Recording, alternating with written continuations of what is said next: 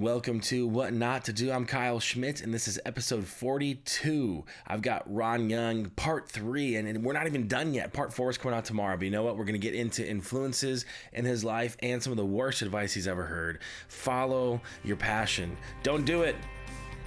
But why? Find out. Hold tight. We'll be right back.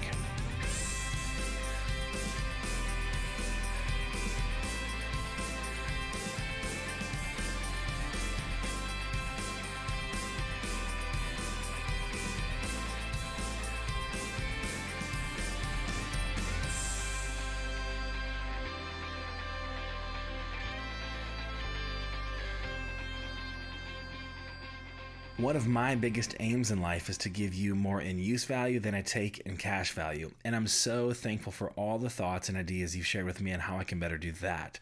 One of those ideas that has come up on a few different occasions has been, we love the long form conversational format, but sometimes it takes a while just to get through even one episode. What would it look like to aim for episodes that are 1 hour or less in length without compromising the format? And I thought, great idea. I love the long conversational format too, and I really want those conversations to be as accessible and easy to digest as possible. So I'm absolutely pumped to introduce a new innovation of what not to do. We'll keep the long form conversational format that has been so well received, and we'll divide it into 30 to 45 minute segments that'll make it more easy to digest on your morning commute or working out at the gym or run or hanging out at the house. This is going to be awesome. I'm so pumped to keep giving you such high value conversations, and now more accessible and easier to digest than ever. I'm so proud to be your guys' host and so thankful for all your help innovating and iterating to make this community even better. I love you guys. And with that, let's get to what not to do. I thought, hey, I'm going to play poker with the guys, and I brought these Fisher Sweets. And then from there, I started trying others. And then I back in the late 80s, I know this is aging me, but I was like 21, somewhere in there. I was 2. Yeah, I know. And I landed on Arturo Fuentes Hemingway. And loved the Churchill size, and it was my $5. It was like $4.95. It's my $5 cigar. It was my go-to for a long time. And then sometime they had a fire, and then Hemingway's disappeared. But then it came back, only wasn't $5 anymore. and so on occasion, I'll just for old time's sake, I go back and I'll get myself a Hemingway. When you're feeling nostalgic. I love all the new stuff. I mean, this is what a renaissance. All right. Yeah. Well, so we're already live. I press play. No.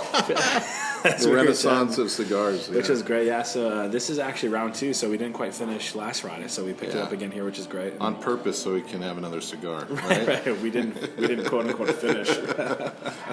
Whoops. And so we're smoking Fat Bottom Betty's Deadwood tobacco. It's fun. So if you ever have smelled pipe tobacco with the smell, it's a pipe tobacco leaf that the cigar uses for the wrapping, and it's just awesome. So it looks like a cigar, smokes like a cigar, tastes like pipe. Which is cool. It's really good. Which is fun. And what are you drinking this time around? Buzzy Badger. Nice. Yeah. And I've got the Zumbaldi Porter, I think it was. Is that okay? Porter? A couple local breweries here in Green Bay, so a lot of folks are obviously here. But actually, some of the most listens I get are out in Colorado. I don't know, whoever's listening to this, if you're from Colorado, you gotta hit me up. Yeah. Let me know who you are, because I was like, oh my gosh, there's like a little fan club in Colorado, which is cool. So that's awesome. But anyway, fun. Well, good. So let's pick up where we left off. Kind of the gauntlet of questions, which is fun. Sure. And this is cool because it's like, people's fingerprints are all over us. You know what I'm saying? And it's like, the way that I talk about it too is it's like you get a rose bush, right? And the promise and the potential and the beauty of that rose is wrapped up in a seed, and the environment that in which that seed gets planted or not really determines on it coming to full blossom, right? Yeah. Obviously, falls on blacktop, not going anywhere. Put it in good soil, it's great. But then if you get a disproportionate ratio of sun and rain, not going to flourish. If the lawnmower or weed whacker comes around, see you later. And I think human life is so much like that. And then as far as that, the potential and capacity and beauty that we have wrapped in us and can be drawn out and cultivated and developed. Yeah. And people play such a big part in that environment, not just, as far as, how we grew up and where we grew up. You think of homes and households and the different studies between broken families and whole families, or good schools and bad schools, or no schools, or whatever it might be. And so it's fascinating because I think sometimes, there's probably been thousands of people that have shaped us. Yeah. Yep. And some that we are very cognizant of, and others that we would have no idea, Yep. And so I'm curious for you, man, as you look kind of back over the course of your life and who you are today, probably several people kind of pop to mind, but Absolutely. I'm curious if there's one that if you took them out of the equation, you wouldn't be Ron Jung. Yeah, I think the most obvious to me is my dad. So, my dad is not an intellectual, and I kind of am. Kind of. But the thing about my dad, he was a pastor of small churches in, for 19 years in a poor kind of urbanish setting, multi-ethnic, and then even poor rural up in the mountains in California,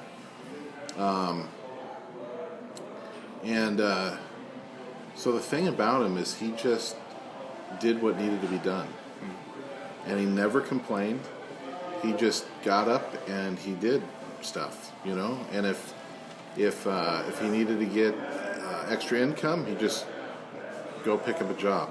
If he needed, if he's going and visiting one of the ladies at the, widows at the church and sees that their lawn needed to be mowed, they'd go out in the garage, grab the mower, and then mow their lawn. Yeah. And the thing about my dad is he didn't. I want to put it, he never displayed this. He never talked about it. He just did it. Mm-hmm. So I remember very distinctly, he would say to, one of my brothers or I, hey Ron, come on, let's go to Lawson's. Now Lawson's was this small market in our community, and he'd say, let's go get a soda and peanuts, and I loved going with my dad to do that. But I always knew that if he asked me to go do that and hang out with him, because basically we'd sit in these chairs, eat these peanuts and drink our sodas. I'd always get a Pepsi. He'd always get an RC Cola, Royal Crown. Yeah. And there's always these old guys that would just sit around and shoot the breeze. And it always made me feel like a big shot, because they'd always talk to me. They'd, hey, you're getting big. And, it was great. But I always knew if I went with him, we'd do about 50 errands.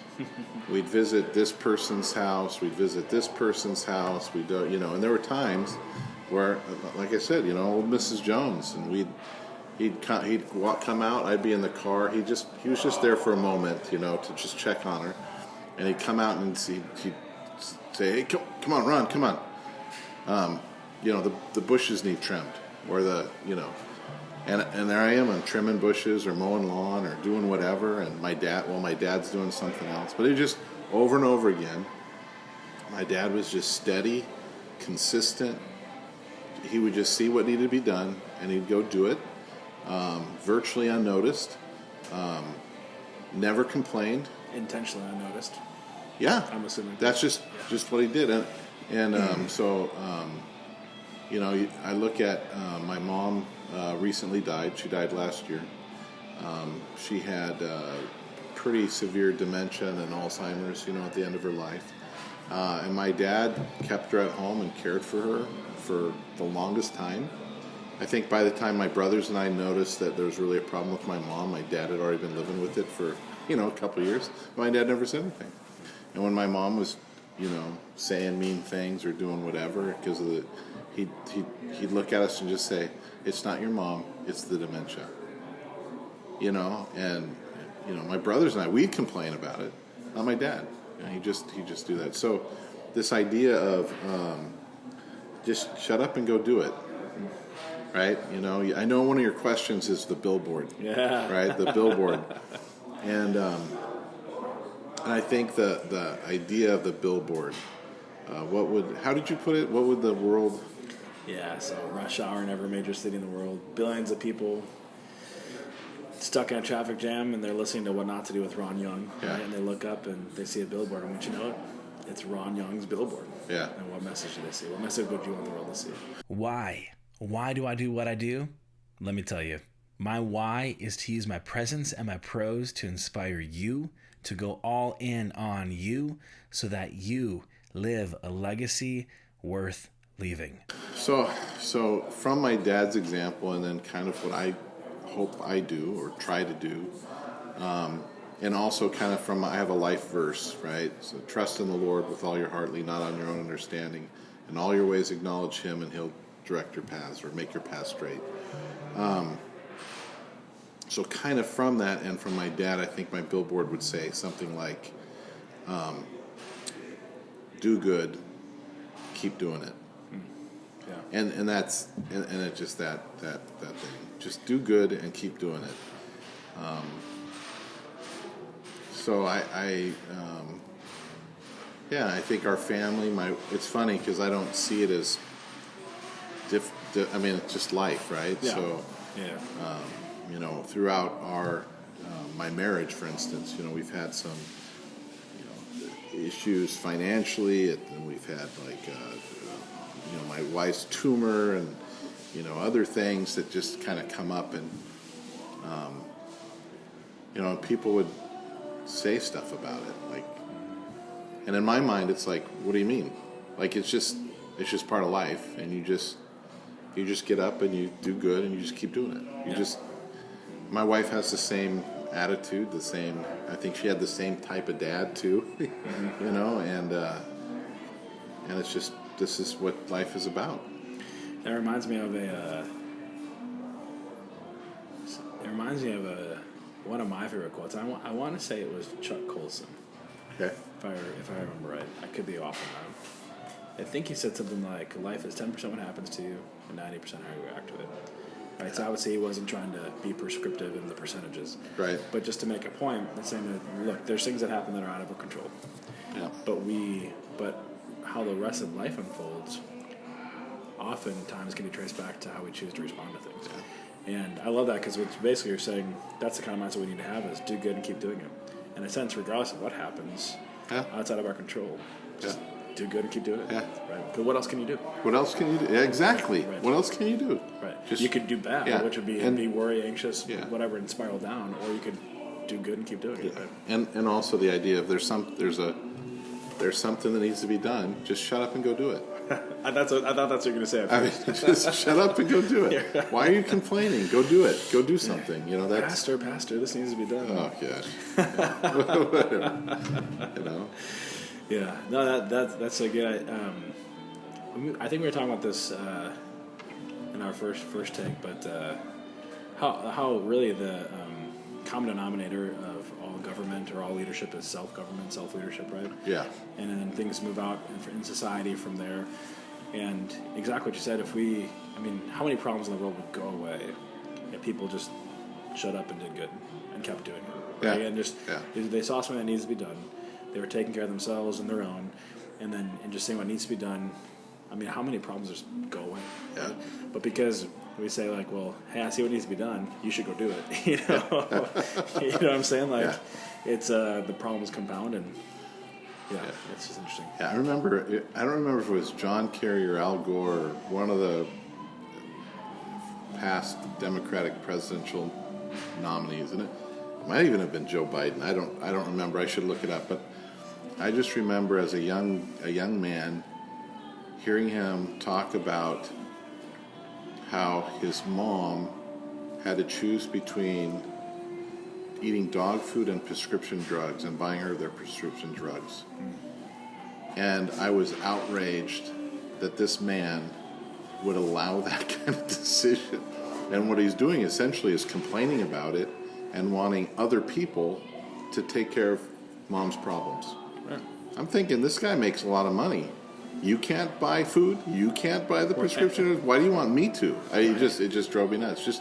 That's kind of what I wanted to say. Just shut up and go do your duty to your mom, for crying out loud. It was like, if I wanted to vote for that guy before he said that, there is no way in heck I would vote for a guy like that.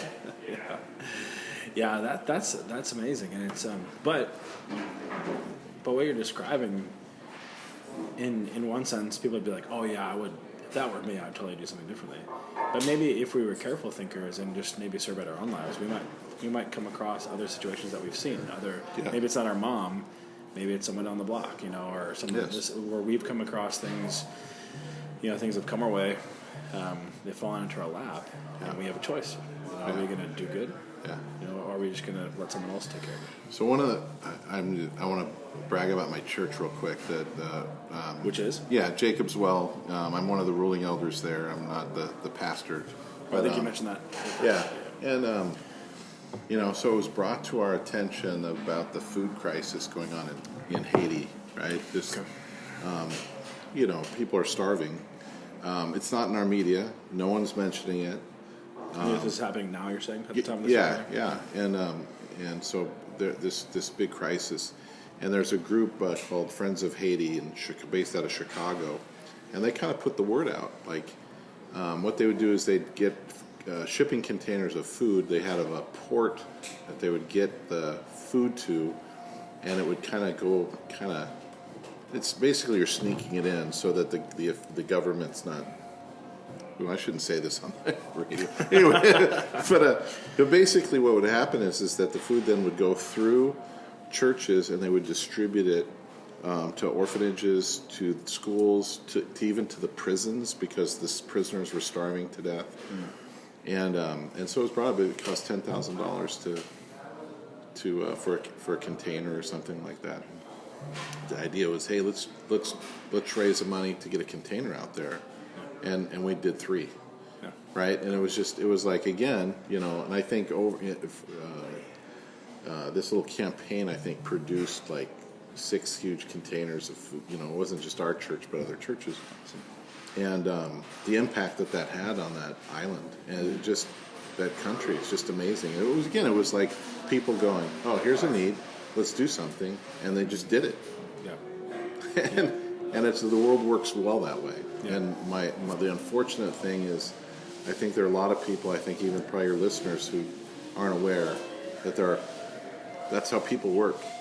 They might be in their little closed off segments of life and not realize how much good is being done in the world by people who just do good and keep doing it. They don't need to talk about it, right? They just shut up. It's just done. They don't need to advertise There's a need, let's do it. They don't need to go on TV and say, look what we did. Yeah. They just see it. Yeah. I think it's interesting. Sometimes I remember when I was younger, and I took in a few books about, really a call to live radically, right? Mm-hmm. And I don't think the author intended this. I think I took it and swung a certain way. Yeah. And so it's kind of like, Christians should live in poverty or all this kind of stuff. Or like, we should sell and give away everything we have because of this. And so it's like, what I took from that was, and that again, I don't think this was what the author intended. Yeah. Just my poor application. Where we can see all the need in the world and think that we alone need to take care of it. And so I bring that up because that's not what you're saying. No, it is not. And it's easy because it's like, I think sometimes people can hear something like, oh yeah, we need that, and then we feel this weight that we have to go do everything. And it's like, no, what you're saying is whatever falls before you, when something is brought to your attention, yeah, okay, well then see what you can do about it, right? Yeah. And realize that you're one person. And so Jacob's Well isn't one person, right? And so you have a community of people that have come together. A need was presented to them, and you guys went after it and crushed it. It's awesome. And if we all took that perspective where we're at in life, we have ourselves. If we can't care for ourselves, we can't care for our families. If we can't care for our families, we can't care for the teams we lead or businesses or whatever it might be, or local churches, let alone the communities in which we live. But when we think through that and we just do the good that's right in front of us, it's amazing how much can be done. Right? Oh, it is. Rather than pushing it off or asking someone else to do it. Hey, hey, Mr. Government, come feed my family, type of thing. Well, no, you should go feed your family, do what it takes, or, whatever it is. If we're looking for someone else to come along and satisfy our needs or to take care of our problems, and yet we're not doing anything about it, that's huge. Because the reality is look around. I mean, there's so much need all together, right? Yep. So anyway, yeah, I'm not sure if you have thoughts on that. I know that's not what you were saying, but it came to mind that, hey, a listener might be hearing this and might feel like, I got to go do something in Haiti now. Well, that's not necessarily what you're saying. Yeah. Well, one of the, it's funny because one of the book ideas I've had to write that the title has now been taken. I forgot who it was that took the title, but it was going to be Ordinary. Oh, and who is that? Who wrote that? Horton? Yeah. No, yeah. And Michael Horton, yeah. Michael Horton. And the whole idea of, in rather than radical, I think the idea is how much the kingdom of God, I mean, real good being poured out in this world is just simply ordinary people in ordinary vocations doing good things, and through God's guidance and His grace, it just multiplies, and so this idea of a longing to just be, ordinary, and again, the means or the ordinary means of grace, hearing the preacher, taking Lord's Supper, it's just all ordinary, not dramatic, not some big show. It's not, and then from that, empowered by the Spirit, empowered by those ordinary means of grace, just doing ordinary things, just doing good, and just keep doing it. It reminds me of like the human body. You know, can you imagine if the heart was beating constantly every day, and like some kind of hyper, as if we were all some kind of hypochondriac, like it's not meant. That's not sustainable. There's a time to sprint. There's a time for it to really go and go.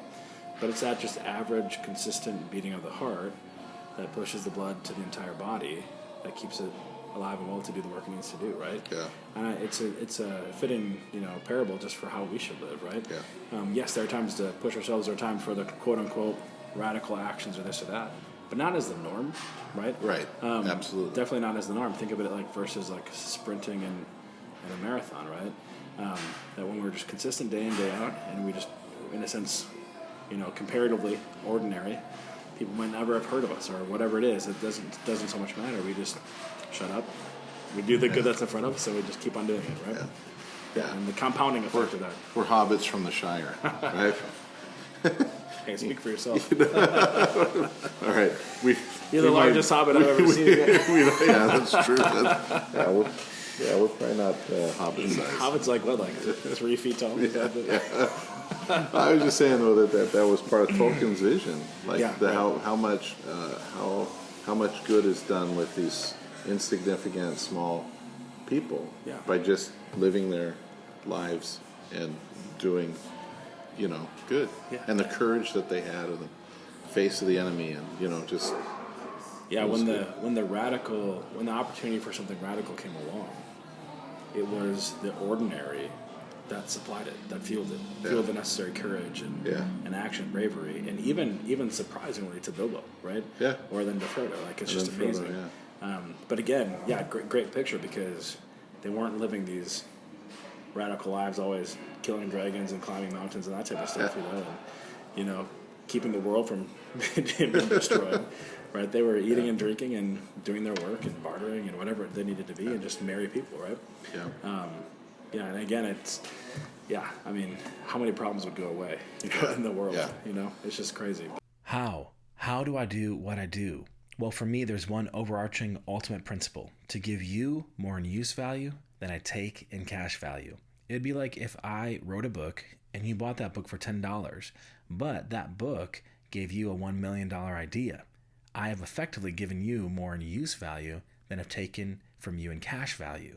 And that's exactly what I aim to do with what not to do. We could ref on I know. Yeah.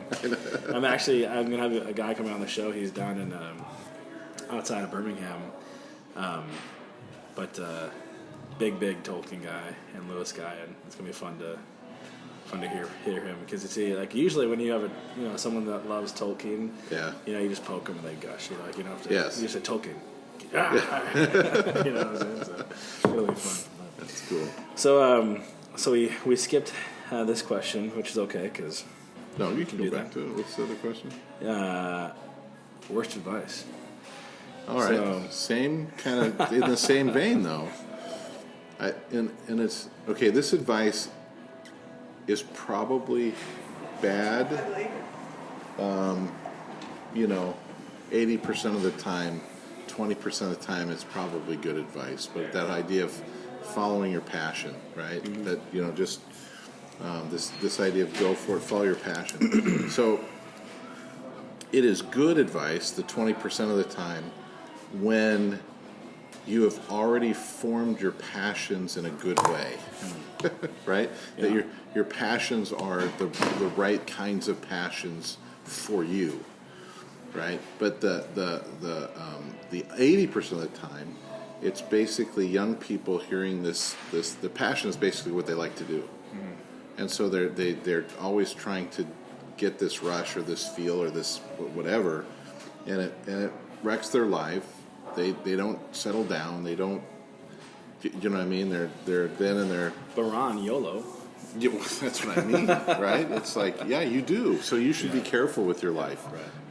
Did you know what I mean? Yeah. Be careful with it. Plan it. Do good, and then keep doing it, right? And rather. So there's I think Americans we call him Goethe. I think the Germans would pronounce it with Goethe, right? He wrote. But anyways, he has this quote that I remember at a fairly young age reading. It goes something like this: cease endlessly striving for what you wish. Instead, learn to love what must be done. Right. So the idea is if we're ceaselessly just trying to do what we like or what we want or that desire, we don't get anywhere. But there are things that we must do. If we simply learn to love that instead, then we're doing what we love, and we're getting it done. So, not too many years ago, Mike Rowe, the guy from Dirty Jobs, did a whole speech on that. Like on I forgot where he was. I think speaking at a graduation ceremony or something. But he basically said, look, there's a lot of dirty jobs out there, things that can make you, a great career, great money or whatever. And he says, so instead of pursuing what you right now think you want, why not find something and then learn to love it? Mm-hmm. And I think that type of thinking is, there's a balance there, but that kind of thinking I think is right. Like learn to, most of my life is drudgery, right? But I love my life because you learn to love the things that you do. Man, like this is actually a great example of defining your terms. Yeah. You know what I'm saying? Because it's like you hear that someone said don't follow your passion, other people say follow your passion, and you find out they actually agree more than what you think. And it's like that's why I kind of qualified it with exactly. that. Yeah, the 20% of the time it's good because this is what this is where it's good. If it's in this context and you mean this, for sure. Like I think of like Jim Collins, great talks about doing something you can be passionate about, but it's not an isolation. He doesn't just say just go follow your passion. Yeah, right. It's connected with what are your skills? What are you good at? What could you be good at? What could you be the best at in the world at? Right? Yeah, and sometimes it takes those other people to say, you know what, this is where you'd be really good at, right? Yeah. So I had an individual, won't be named, who fancied themselves as wanting to be pursue their dream of singing, and they weren't very good. So so after going through much of their 20s, and constantly being disappointed. I think I was one of the first people that ever told him, "You're not very good." All right, Simon. Do you know what I mean? It's like look, they do well, and they enjoy what they do, but they're not going to make a career out of it. It's not going to happen unless they buckle down and decide, I love to teach this, or I love to. They can incorporate it, but the idea of that advice of following your dream or your passion in what he wanted to do, it was just never going to work. Yeah, it's It was. Yeah, well, yeah. What are you good at? What do you enjoy? And what are your economic opportunities, right? It's those three things. And I think generally we could be good at a lot of different things, right? And we could decide to want to learn something and gain a new skill, which is maybe going back to what Mike Rowe was saying. Hey, what's a real need in the world, right? Could you solve that? Could you become good at that? But we can also, and this is you said this last time. It's good to have a circle of folks around us that can give us weigh in on our blind spots. Yes. They can say, hey, Kyle, you're not good at this. You know what I'm saying? Or, Kyle, you suck. Don't I just want you to know you suck, right? Yeah. Or whatever it is. But we know that, they love us, they care for us, they have our best interest in mind. And I think about that because it's like, as a musician, there's a crazy opportunity if someone actually wanted to treat it like a business. That you could have a niche online, and you could be a terrible singer. You turn on the radio, how many terrible singers are on the radio? Yeah. But what they've done is they've not treated it like a passion hobby. They've actually treated it like a business, which means you have to learn marketing and finance and all this kind of stuff, and you have to have a strategy for how you're going to cultivate. And if someone and they have to learn to love that. They have to learn to love that, and that's maybe what you were saying before on the drudgery side of things, which is. Again, I appreciate Jim Collins' framework. Doug Wilson has said the same thing. That's where I get like what you're good at, what you enjoy doing, and what your economic opportunities are. But it really reminds me of what Collins said in Good and Great, is you have to have all three. And if you only have what you're good at and what you enjoy doing but no economic opportunities, that's called a hobby, right? And if you can't tie it to a problem in the world, then it's only ever going to be a hobby, and you should go do something else. Keep it as a hobby, but don't think that's what you're going to do. And so, like on the music thing, you could. There's folks out there that have made almost 70, 80 a year, and they only do online music. But what sets them apart is, like any other business, why do most businesses fail? Because most people aren't online. Most people don't have a clear plan, a written plan. They execute it. They don't have the outside help and the mentorship, and they're not in that sense. They're not committed and serious about it. So what I would say about this individual. Is that by following their passion, basically it came down to, I only want to do what I like. Right.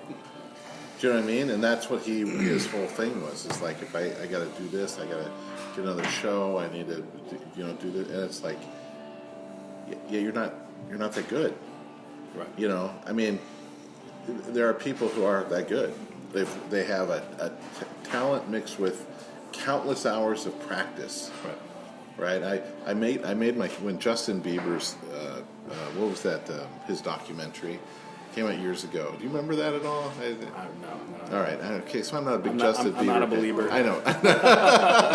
Okay. So so here I am. I have youth, right? I'm a school teacher or a school administrator. You're so relevant. I got to be relevant, right? No, but I watched this documentary, and here's this kid. He's like young, like he's like 3. And he's playing the drums, and the guy's got a beat. Like there's this natural talent that this guy has musically. But what happened is that he practiced the heck out of it. Yeah. Like he was driven. He worked and he worked his tail off, right? And I think, 10,000 hours you can be an expert.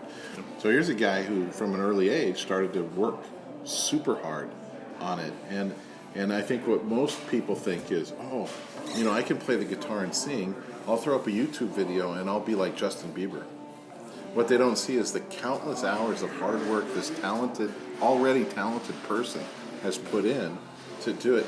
And so I would talk to my students about this, right? So, so if you want to follow your passion or follow your dream or something like that, you got to see how hard you must work to do it.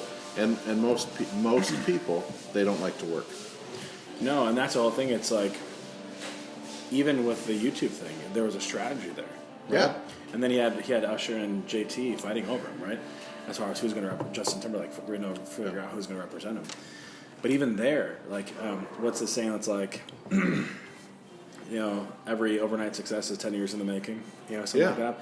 And it's like people don't see that kind of thing. And so it's like, but then, so like there's that example. But then the other side of the whole passion thing, and this is I think what you're saying is like, we can actually learn to like a lot of different things. Yeah. And the reality is that we do. And if we're honest with ourselves, we probably have seen that our some of our we might be thankful that we don't still have some of our youthful passions, right? I'm thankful. And that we see that they can be changing. They can shift, they can change, right? So it's like, it can be the ever elusive thing that's like, well, in this season of life, you know, like I'm passionate about this, or in this season of life, I'm passionate. It reminds me of the movie Father-in-Law with Pauly Short. I majored in this first semester. I majored in that first semester.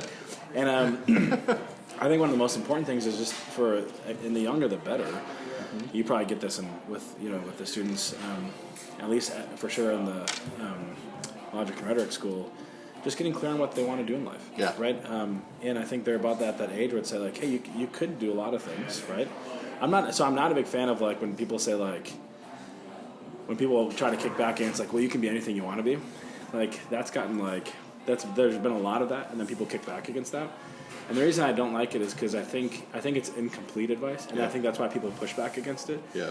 I think what needs to happen after a parent or a teacher says, hey, you can be anything you want to be, then follows it up with, so, what do you want to be, right? And let's get clear on where you want to go. What are you good at? What do you enjoy? What are your opportunities? Help reverse engineer that, create a plan and go. If you just leave the kid, or even an adult, with, hey, you can be anything you want to be, see ya. It's just like sitting in the middle of an ocean. You could swim 360 different degrees. It's like, well, great, now what do I do? You know? And you drown. You know the why, and you know the how. So what? What is it that we're going after? Well, our big, hairy, audacious goal is to inspire 1 billion people to live a legacy worth leaving by 2030. That's 100 million people per year for the next 10 years. And my friend, it starts with you. This podcast is for you, it's about you, and I couldn't do it without you. So when I was in 8th grade is when I determined I was going to be an aerospace engineer. Did I tell you about this? I don't know if you did. So Maybe you did, yeah. But I was fascinated by space and the whole thing. I mean, that's why I love following Elon Musk, and the SpaceX and things. But I desperately wanted to be an astronaut when I was young. And then by the time I was in 8th grade, I was bigger than the astronauts they were sending into space. Only hobbits go into space. And I was like, okay, I'm probably not going to be an astronaut. Right. But I knew people who, like the lady across the street from where we lived, her son was on the team that helped design the moon buggy. And it was like, oh, if I could help design something or be a part of something, sending things into space, I'm all aboard. So it was my passion. I got into all the schools I wanted to be an aerospace engineer. I went into a football scholarship. And anyways, after my sophomore year as an engineering major, I actually went to an aerospace engineering firm who was trying to talk to us about internships. But it was the very first time I actually saw what engineers were doing, like in their work. And I instantly knew, like that, I don't want to be an engineer. You're like, no. I'm like going, yeah, I'm done. I'm out. And, if my son's listening to this, I'm sorry. My oldest son is a mechanical engineer working down in Nashville. But yeah, I could not see myself doing that. And all but it was funny. But from 8th grade all the way through my sophomore year in college, that was it. That was the focus. And then it was like, no. There's a guy I really like. He's since died. His name's Dan Kennedy. Really brilliant marketing guy. Written quite a bit of books. And in one of his books, he talks about how people oftentimes, if they want to start a business or kind of launch into something, they start with passion, and then purpose, and then it's usually money, and then market demand. And he flips it and says, really, you need to flip that whole thing. It needs to start with a market, and then figure out if there's a market demand, and then align that with your purpose in life and something that you can be passionate about. And then, generally, the money's going to come. But if you throw the passion first and you make that the foundation, that's pretty shifting. And to Mike Rowe's point, because then again, if I'm trying to understand, everyone on all the different sides of the table, I'd say, don't follow your passion, follow your passion. I also agree with Mike Rowe, and I say, he's onto something. And even in our day and age, when you see like the trades, man, what a good time to get into the trades. Absolutely. You know what I'm saying? It's like, you don't have to like CNC whatever machining or whatever it is, or plumbing. I mean HVAC. But I mean, the opportunity there economically, because of how many folks are retiring from that trade, and then the vacuum that's created there, huge opportunity for someone who wanted to, I mean, go to a technical school, get whatever, or sometimes you don't have to do that. Get whatever certifications you need to. Go work for someone, on an HVAC place to kind of, in a sense, a sort of like 21st century apprenticeship, and then go start your own business. Right? I mean, like. And it's like you don't have to love plumbing, but if you can align plumbing with your purpose and things you could be passionate about. And absolutely, here's the other deal: like people talk about, like, well, I'm not happy where I'm at. Well, okay. I think the first question, rather than just saying, well, I'm going to jump ship now, is saying, are you all in where you're at? Are you not happy because you're not all in, and so because you're not all in, you're not really that great at what you do, and because you're not that great at what you do, you're probably not making the money you want to make, and you can see the domino effect from there. And if people would just say, hey, wherever I'm at, am I really 100% committed here? And if they were to do that, maybe they'd find that they actually could enjoy the work. I think, too, just for your audience sake, that this is, I think, one of the crucial things about, I would say, younger people. Like I've had conversations with, the reason why they're not all in, they would say, is because I'm not taken seriously, or they're not listening. People don't listen to me. And my question would be, I wouldn't listen to you either, right? Right. So leadership is, I always talk about those 3 C's, right? There's character and competence, and there's commitment. And if you've ever been in a situation where the leader isn't all in, right? How does that go? Why would you be all in? Right. Why would I be all in? And so if I'm a coworker, or if I'm a boss, or if I'm and I know this guy's not all in, I'm not going to listen to him either. I'm just going to assume he's going to be gone. Right. So why would I listen to him? Right. So you're exactly right. Be all in. Or kind of earn that right to be heard. And I think once you're in that position, if you're all in, and people see your competence, right, and you've displayed that you've got some sort of character, and people are going to listen to you, then you feel part of the team. Then you're going to be much happier in your work. Right. Yeah. But you can't just show up and start spouting off like that's going to do something. Yeah. And this is the other part about why it's really, really important to get clear on what you want to do earlier in life, is so that when you initially take that first job or whatever it is, you've actually chosen wisely, right? And to your point earlier, there might be a lot of things you like about the job, and maybe some things that you don't. Like for instance, like with podcasting, I don't love like the editing side of things, but I really believe in what I'm doing, and I'm gonna stay up till 2 a.m. to do it, right? If I need to do it, right? I don't love certain technical aspects of it, but I'm going to do it, right? And then you can even learn to love those things, and you grow in a sort of mastery, and it's like, oh, I can do this, I can do that, and you start to, in a sense, your capacity to enjoy expands. And wrongs that before you'd have said, no thanks, and then because you engage with it, and because then you become good. Here's the deal: no one enjoys doing something they're not good at. So if you flip it and said, okay, well, if you became good at it, do you think you might enjoy it? Absolutely. And I think that's Mike Rowe's point. Yeah, and we do this with our kids, right? So. Kind of backing up here. Yeah. The other part is I think our world is trying to specialize everyone earlier and earlier, right? So think of sports, right? So you have a kid who, they want to play hockey, right? And what happens is all the coaches want you to play hockey year round. They want you to be on these traveling teams. They want you to do right. And we all know that that's just going to cause injuries. They're going to be burned out. They're not going to make it anyway. It's just crazy. As a parent, what I want is my kids to have this broad experience in lots of things, and they're going to hate doing it the first time because they're not good. So what I'd say is, it's like Zach, Zach didn't want to play basketball. So I say to Zach, we're signing up for basketball, and you have to play for 2 years. At the end of 2 years, you can determine whether you want to play basketball again or not. I don't care, but you're going to play for 2 years. So the first year, he's learning basketball, and he hates it. He doesn't like it that much. By the time he gets into the second year, now he loves it. because he's learning it. He's now good at it, and then he played basketball all the way through high school, right? So it's giving, and if you, in a sense, force your kids to do that, to have a wide variety of experience, and force them to stick with it until they can make their own decision, right? Because doing it that one time when they're not good at it, that's not really their own decision. That's still them going, I'm not good at it, I don't like it. But you force them in there till now I know what this experience is about. I'm competent in it enough now make a decision whether it's for me or not. Yeah. Right? And I think the more, if we train our kids in that way, as they get older, they're more apt, I think, to try something and learn to love it first and then make those decisions, but I think that idea of specializing so early and not having that broad width, I think is very damaging to our culture. Great conversation with Ron.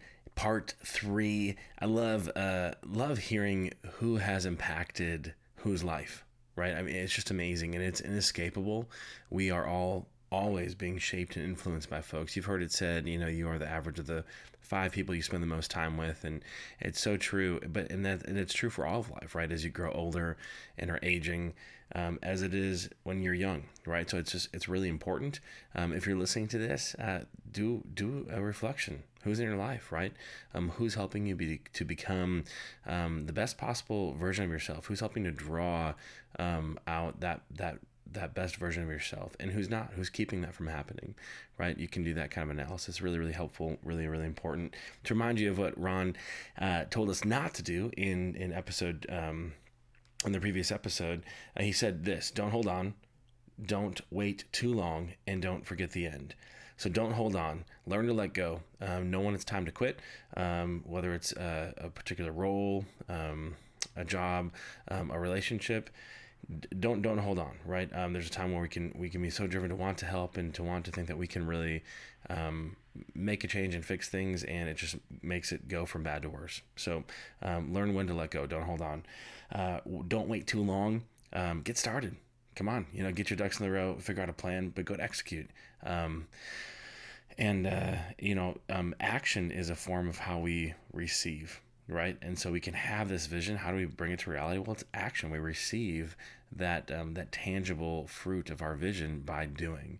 So remember that. Don't wait too long to get started. And last but not least, don't forget the end. Actually, you want to begin with the end in mind, right?